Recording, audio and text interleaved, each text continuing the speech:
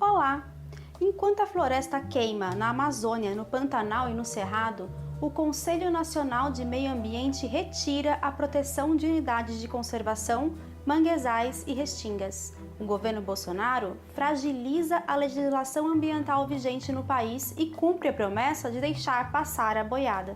Na entrevista central de hoje, conversamos com a ambientalista e ex-presidente do IBAMA, Sueli Araújo, que fala sobre os retrocessos na área ambiental. Eu sou a Larissa Gold e começa agora a Central do Brasil. Central do Brasil. Após um jantar amistoso, o presidente da Câmara, Rodrigo Maia, e o ministro da Economia, Paulo Guedes, selaram a paz. Paz dos poderosos para avançar nas reformas neoliberais contra o povo brasileiro. O editor da newsletter Ponto, Miguel Stedley, fala sobre essa aliança no embarque imediato. Embarque imediato. Jair Bolsonaro, Paulo Guedes, Rodrigo Maia acionaram o relógio do fim do mundo. Nós estamos em contagem regressiva para a maior crise econômica da história do nosso país. Isso porque, por um lado, dia 31 de dezembro acaba o orçamento de guerra, as medidas emergenciais tomadas para que a nossa economia sofresse menos em função da Covid-19. Por outro lado, todos os indicadores econômicos e sociais apontam que em 2021 nós teremos uma grave crise econômica, estourando vários indicadores, em especial o aumento do desemprego, do preço dos alimentos. Nesse momento, nós deveríamos estar discutindo medidas que preparassem o país para enfrentar essa crise. Mas, ao contrário, Bolsonaro, Guedes, Maia insistem em políticas como a reforma tributária, a reforma administrativa, acreditando que isso trará de volta o investidor estrangeiro, que não confia nem um pouco na equipe econômica do Brasil. Esse é o momento para as forças populares discutirem medidas e saídas necessárias para essa crise. Isso passa necessariamente pela intervenção do Estado na economia. O setor privado está destroçado e não tem forças para puxar esse desenvolvimento. Somente o Estado atuando para induzir o desenvolvimento e recuperar a educação e a saúde, também prejudicados pela Covid-19, mas também estabelecendo medidas de proteção que sejam universais aos trabalhadores e trabalhadoras, é que o Brasil poderá enfrentar as turbulências que se prevêem em 2021. Do contrário, nós que já convivemos com a peste, com a fome, com a morte, teremos que conviver também com os conflitos sociais causados por essa grave crise econômica.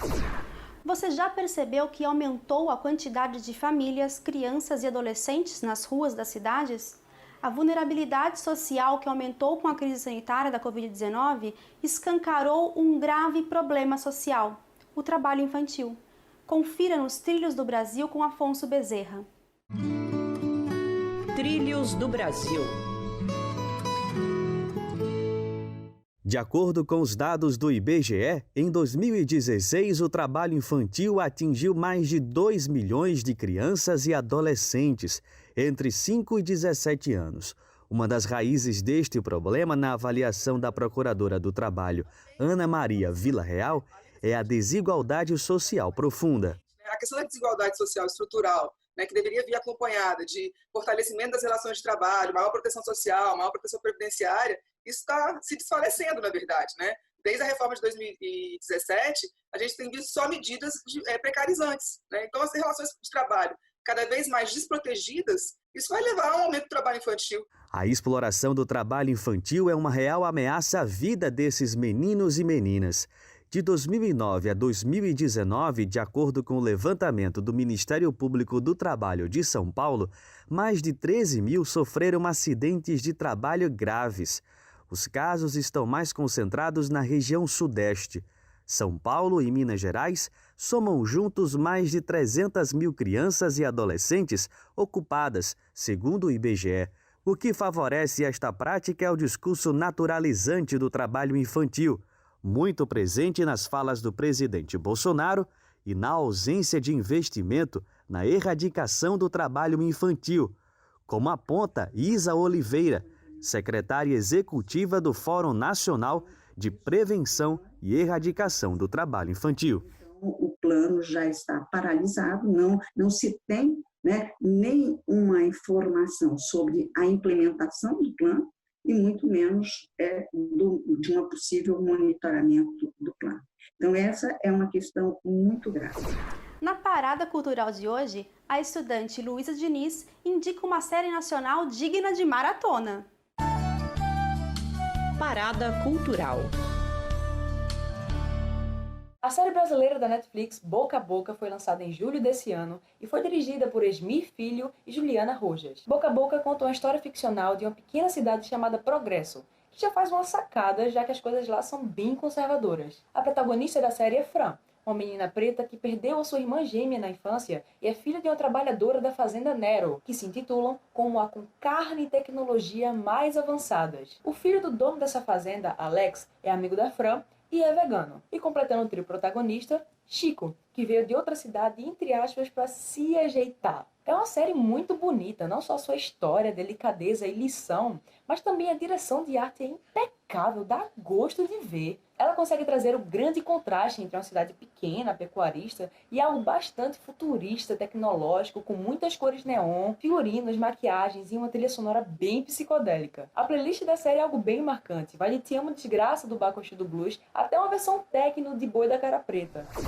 As mudanças nas resoluções do Conselho Nacional de Meio Ambiente mostraram mais uma vez que o projeto de flexibilizar a legislação ambiental é um dos focos do governo Bolsonaro.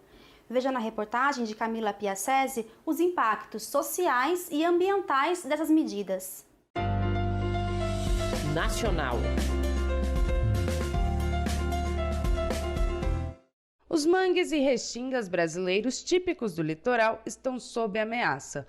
O desembargador Marcelo Pereira da Silva restabeleceu a validade das decisões do Conselho Nacional do Meio Ambiente, o CONAMA, que retira a proteção ambiental de manguezais e restingas e ainda permite a queimada de lixo tóxico em fornos de cimento. Para o presidente do Instituto Manguezais, Camilo Souza, a revogação das resoluções significa também desemprego para a comunidade pesqueira. Você acaba tendo redução da produção pesqueira, onde as pessoas e todos os trabalhadores pescadores buscavam peixe próximo da costa, vão ter que buscar esse peixe mais longo. Cardumes vão estar mais distantes, prejudicando essa produtividade pesqueira. Com isso, pescadores artesanais ou pescadores profissionais vão perder seus empregos de forma preliminar, inicialmente. O CONAMA é o principal órgão consultivo do Ministério do Meio Ambiente e é responsável por estabelecer critérios para o licenciamento ambiental, normas para o controle e a manutenção da qualidade do meio ambiente. As determinações do CONAMA têm força de lei. Agora, o que mais preocupa ambientalistas é a especulação imobiliária. O coordenador da Associação Alternativa Terra Azul, Pedro Ivo, parafraseou o ministro Ricardo Salles para definir a resolução. É a farra, como diz o ministro, a farra do boi, com todo o respeito ao boi, porque o boi nem merece essa alcunha tão ruim. Mas é uma farra do agronegócio, do hidronegócio, é uma farra daqueles que não estão preocupados com a situação do Brasil, nem do ponto de vista dos seus ecossistemas, nem do ponto de vista das suas populações locais. O governo Bolsonaro quer institucionalizar o desmonte da legislação ambiental e avança com o enfraquecimento dos órgãos de fiscalização, controle e proteção da natureza. Esse é o tema da entrevista central de hoje. Jonatas Campos conversa com a ambientalista Sueli Araújo. Entrevista Central. A entrevista central de hoje conversa com Sueli de Araújo. Ela é advogada, ambientalista e ex-presidenta do IBAMA. Atualmente é especialista sênior de políticas públicas no Observatório do Clima. Sueli, agradecemos sua disponibilidade. Sueli, o que significa a fusão do IBAMA, o Instituto Brasileiro de Meio Ambiente e dos Recursos Naturais Renováveis, e do ICMBio, o Instituto Chico Mendes de Biodiversidade? Isso é uma mera mudança burocrática promovida pelo atual governo ou isso tem consequências negativas na luta pela proteção do meio ambiente? Certamente a ideia é reduzir a questão da proteção das áreas protegidas, das unidades de conservação da natureza, que são geridas pelo Instituto Chico Mendes. O ICMBio, ele toma conta de mais ou menos 10% do território nacional e uma parcela de um pouco mais de 20% da nossa costa, né, nas áreas protegidas marinhas. E quando você volta atrás, né? O ICMBio foi criado em 2007. Quando, depois de tantos anos, você volta atrás e quer incluir o ICMBio dentro do IBAMA, não há dúvida de que essa inclusão vai ser no sentido de reduzir o tamanho das ações governamentais no plano federal para a gestão dessas áreas protegidas, né? Na verdade, há uma perspectiva de flexibilização de uso dessas áreas, inclusive com empreendimentos minerários em determinados tipos de áreas protegidas. Então, essa deve ser a intenção, né? Reduzir o tamanho das políticas públicas voltadas às áreas protegidas seria hoje um grande retrocesso. Sueli, ainda nesse tema institucional, digamos, qual é o impacto para a proteção do meio ambiente, para o combate ao desmatamento dessa total falta de respeito do governo Bolsonaro com o fundo da Amazônia, então esse ataque a esses fundos doados pelos países da Europa e de outros continentes? Bom, no caso do Fundo Amazônia, não dá nem para entender como é que o governo faz isso, é uma espécie de tiro no próprio pé. Nós temos hoje mais de 1,5 bilhão de reais depositados no fundo, sem uso algum. Isso desde o dia 1º de janeiro de 2019. Isso, para a política ambiental, é uma verdadeira fortuna. São recursos que poderiam estar sendo utilizados em projetos do próprio governo, dos governos estaduais, de entidades não governamentais. Então, assim, tem uma gama enorme de projetos que poderiam estar sendo realizados no sentido de controle do desmatamento, e não estão, na verdade, por implicância do governo, do atual governo, com o fato de que esses recursos podem ser destinados também a não governamentais, às ONGs, né? Essa foi a principal crítica logo no início do governo ao Fundo Amazônia, mas não faz qualquer sentido. O governo tem ido no exterior pedir dinheiro para a proteção ambiental no Brasil, enquanto ele tem um volume de recursos como esse parado. O governo Bolsonaro recorreu de uma decisão de primeira instância que mantinha a proteção aos mangues e restingas e recorreu ao Tribunal Regional Federal da segunda vara para derrubar essas resoluções, essa proteção. Por que essa insistência do governo nesse tema, Sueli? Na verdade, acho que a orientação é reduzir o número de regras que são mais restritivas do que do que você tem na Lei Florestal de 2012. Isso em relação à revogação das resoluções 302, que dispunha sobre a proteção de vegetação no entorno dos reservatórios artificiais, e a 303, que abarca áreas de preservação permanente de uma forma geral e inclui a questão dos mangues e restingas. Há ainda outras duas decisões na mesma reunião, e todas no sentido de atenuar o rigor da legislação ambiental. Eu acho que esse é o norte, é essa a proposta, e provavelmente nós teremos outras tentativas de flexibilização da legislação nas próximas reuniões do Conselho Nacional do Meio Ambiente. Eu gostaria de fazer uma pergunta a você, uma avaliação geral, você já fez em toda a entrevista, mas como é que você avaliaria diante do vazamento de óleo nas praias do Nordeste, queimada na Amazônia, queimada no Pantanal descontrolada, como você avalia o ministro Ricardo Salles?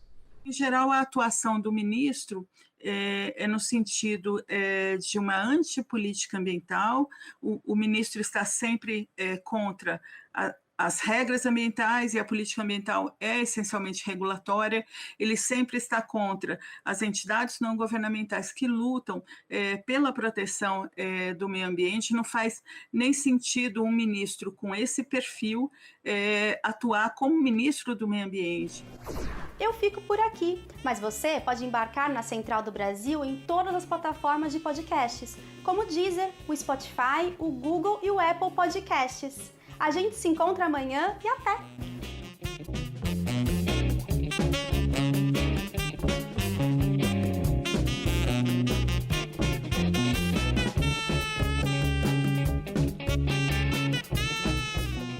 Central do Brasil, a rede de comunicação dos movimentos populares.